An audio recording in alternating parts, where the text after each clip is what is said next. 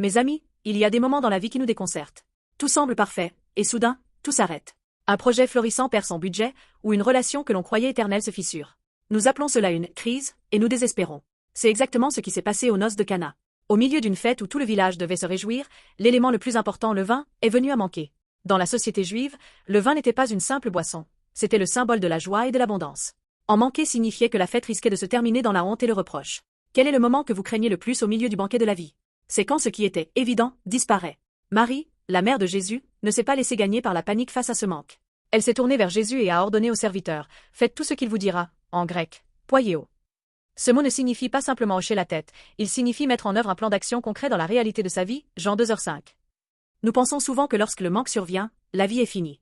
Mais en Christ, le manque n'est pas un désastre, c'est un point tournant où nous devons remettre la souveraineté de notre vie à Jésus. Votre énergie est-elle épuisée? Vos relations sont-elles au plus bas? C'est précisément là le moment propice, Golden Time, où le miracle du royaume de Dieu commence. Ce premier signe, où Jésus change l'eau en vin, n'était pas seulement pour aider une fête. C'est une proclamation immense pour l'humanité. À l'origine, l'eau contenue dans ces jarres servait au rite de purification, selon la loi. On a beau se laver encore et encore, notre péché intérieur et notre soif ne sont jamais résolus.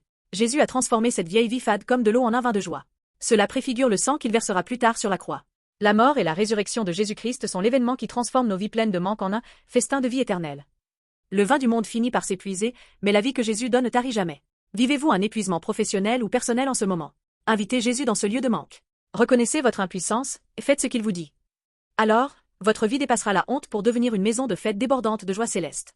Je vous bénis au nom de Jésus-Christ pour que vous croyiez à l'évangile de la croix et que vous participiez aujourd'hui à ce festin de la vie en tant que protagoniste.